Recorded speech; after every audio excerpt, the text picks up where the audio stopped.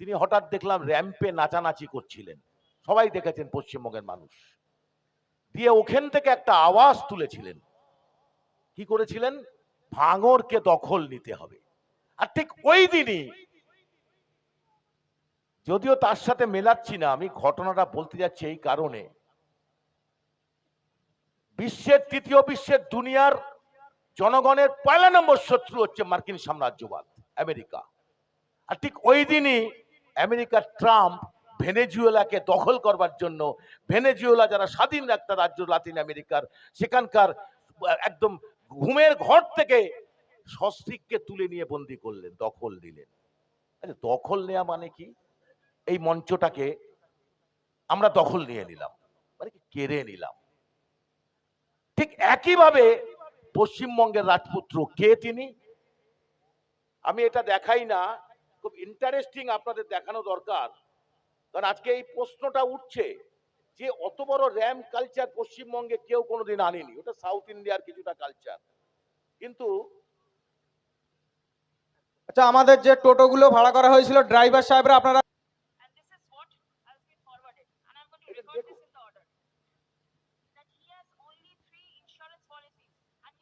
অমৃতা সিনহার ঘরে হাইকোর্টে চলছে, সেখানে ইডি সিবিআই যে নথি দিচ্ছে, অভিষেক বন্দ্যোপাধ্যায়ের নাকি 3খানা মাত্র এলআইসি আছে, যেটা দেখে অমৃতা সিনহা আশ্চর্য হয়ে গেছেন যে 3টে এলআইসি, তার ব্যাংকের টাকা কোথায়? সে তার পার্লামেন্টের মেম্বার, তার পার্লামেন্টের মেম্বার, তা তো বাইরে ঢোকে, কোথায় ঢোকেন আমি বিস্তারিত দেখালাম না, সময় নষ্ট হবে, ভাইজান বসে আছেন।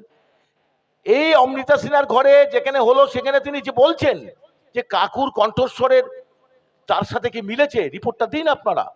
দীর্ঘক্ষণ এই মামলাটা চলেছে, ওই দিন আমি হাইকোর্টে প্রেজেন্ট ছিলাম, যার ফলে আমার শোনার সৌভাগ্য হয়েছিল। এবং অদ্ভুত রকম ভাবে সেই লালিপপ ছেলেটি যে 11 সালে যে ক্ষমতা দখল হলো, তার পিকচারই তিনি ছিলেন না। কোথায় ছিলেন আমরা তার নাম জানতাম না। অনেকে এখানে নতুন রাজনীতিতে এসেছেন, আমি তো নতুন রাজনীতির লোক না, রাজনৈতিক কর্মী, 40 বছরের পলিটিক্যাল ক্যারিয়ার আছে আমাদের। তা স্বাভাবিক কারণেই আমরা তো একে খুঁজে পাইনি কোনোদিন। হঠাৎ কে রাজপুত্র, রাজকুমার, অথচ খুব আশ্চর্যজনক ঘটনা ভাবে যারা এখানে কেউ যদি মদের দোকানদার থাকে একটু জিজ্ঞাসা করে ফেলবেন, পশ্চিমবঙ্গে মদ একটা শিল্পে পরিণত হয়ে গেছে, মদ থেকে নাকি সবচেয়ে বেশি আয় হয়।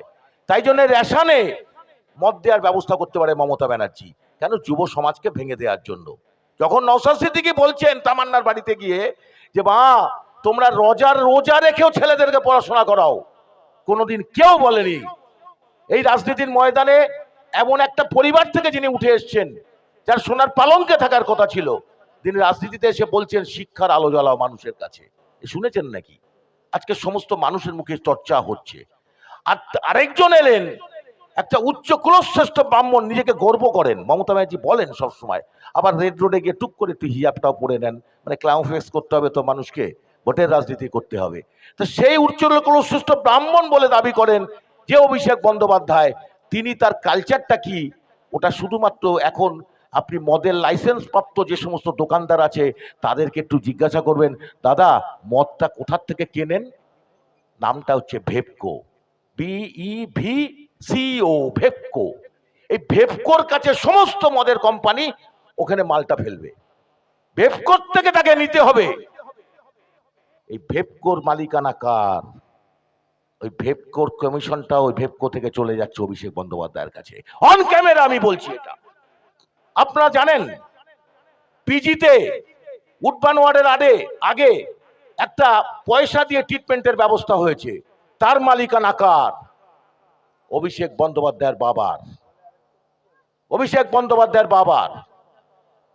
বিভিন্ন ট্যাঙ্কারে তেল আসে, সেই তেলের যে ট্যাঙ্কার থেকে তেল পাচার করা হয়, সেই পাচারের টাকাও কিন্তু অভিষেক বন্দ্যোপাধ্যায়ের কাছে যায়। বালি চুরি, মাটি চুরি, যত চুরির টাকা, চাকরি চুরি, সব ওই অভিষেক বন্দ্যোপাধ্যায়ের কাছে যায়।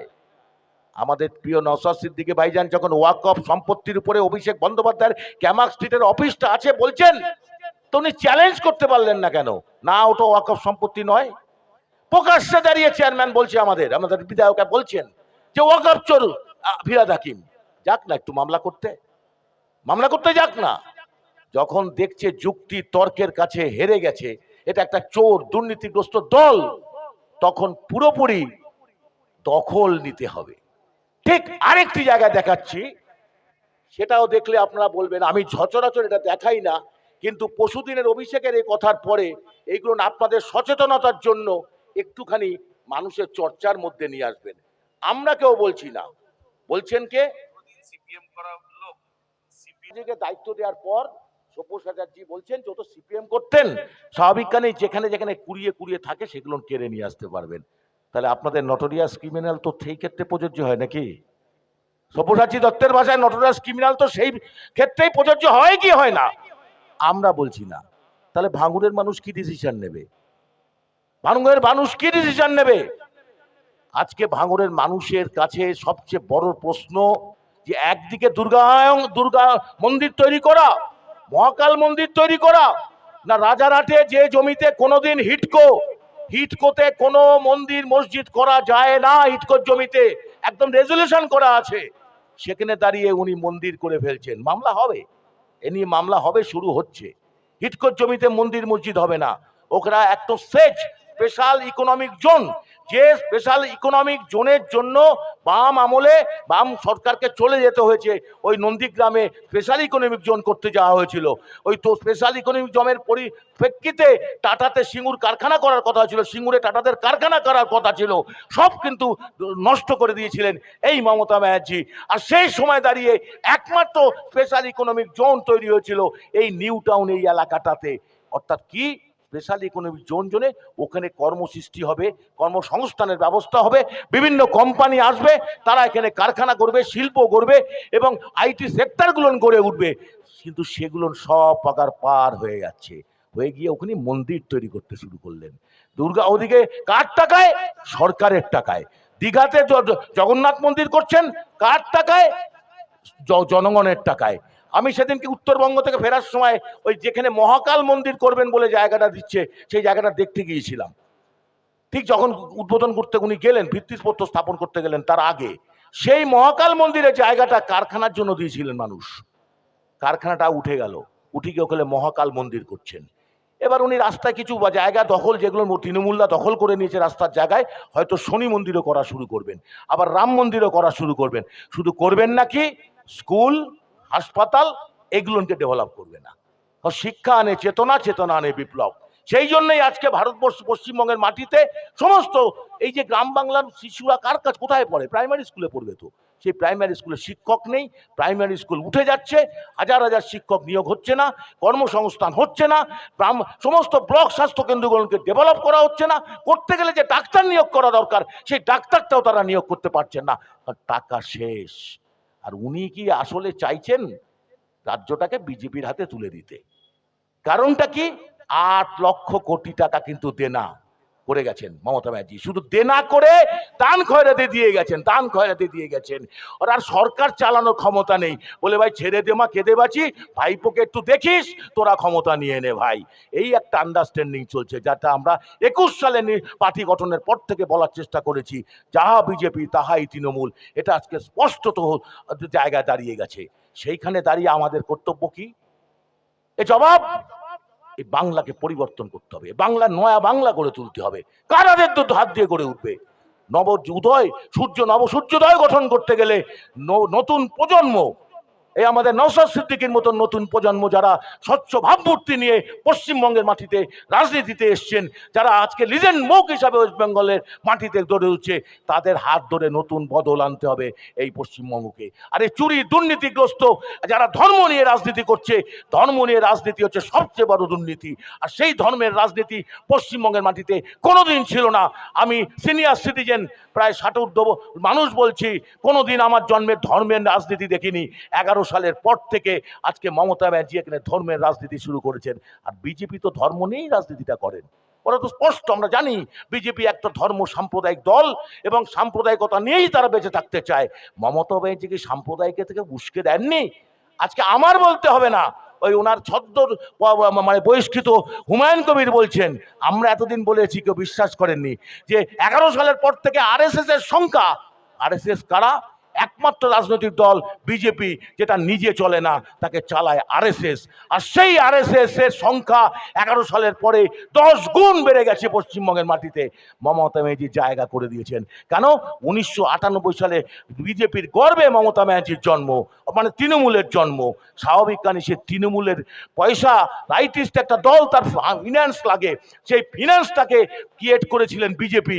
তাই জন্য এই সুকান্ত মজুমদার কালকেই বলেছেন তৃণমূলের বাবা হচ্ছে বিজেপি। সঠিক কথা বলেছেন, তৃণমূলের বাবাই তো বিজেপি, এটা স্পষ্ট। সুতরাং আপনাকে বুঝতে হবে, যদি আগামী দিনে নতুন প্রজন্মের ভবিষ্যৎকে উজ্জ্বল করতে হয়, যদি আগামী দিনে নতুন প্রজন্মের কর্মসংস্থানের ব্যবস্থা করতে হয়, যদি নারীর অধিকার প্রতিষ্ঠিত করতে হয়, যদি অভয়ের বিচার চাইতে হয়, যদি তামান্নার মার পাশে দাঁড়িয়ে তামান্নার মাকে তামান্নার বিচার পাইয়ে দিতে হয়, তাহলে ইন্ডিয়ান সেকুলার ফ্রন্টের নেতৃত্বে যে বিরোধী জোট তৈরি হতে যাচ্ছে, সেই জোটকে আপনাকে জয়যুক্ত করতে হবে। আর সেই জয়যুক্ত করার আহ্বান আগামী 21শে জানুয়ারি কলকাতা চলো যে ডাক আমরা দিয়েছি আইএসএফ, সেই আইএসএফ কলকাতার রাজপথ লাখো লাখো জনতার জমায়েতের মধ্যে দিয়ে প্রমাণ করবে ইন্ডিয়ান সেকুলার ফ্রন্টের নেতৃত্বে যে আবার নতুন করে সংযুক্ত মোর্চা গড়ে উঠছে, তার জয় আসন্নই। কোনো কিছু ভয় ভীতি কাটিয়ে ভেঙে আসতে হবে, এই আহ্বান শেষে রাখতে চাই। ভয়ে কি মরণে রাখিতে সন্তানে, ভয়ে কি মরণে রাখিতে সন্তানে, মাঝ মেটেছে রণর সঙ্গে। ভয়ে কি মরণে রাখিতে সন্তানে, মাঝ রে মেটেছে রমণ সমরে। তাই এই সমর যুদ্ধে মায়েরা, ওই পাপিয়াদির মতন লোক মেয়েরা যেভাবে এগিয়ে আসছেন, তাদেরকে স্যালুট জানাই। আগামী দিনে মাদের কোনো জাত হয় না, ধর্ম হয় না। একটা মাতৃশক্তি জাগ্রত যত বেশি হবে, তত বেশি প্রতিহত করা যাবে এই সমস্ত কুচক্রীর দলকে।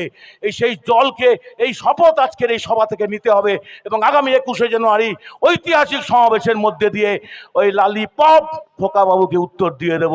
এই বলে সবাইকে আমরা সংগ্রামী অভিনন্দন জানিয়ে আমি আমার বক্তব্য শেষ করছি।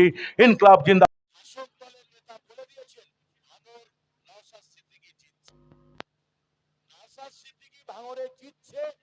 ওনার ভাষার দ্বারা প্রমাণিত হয়ে গেছে।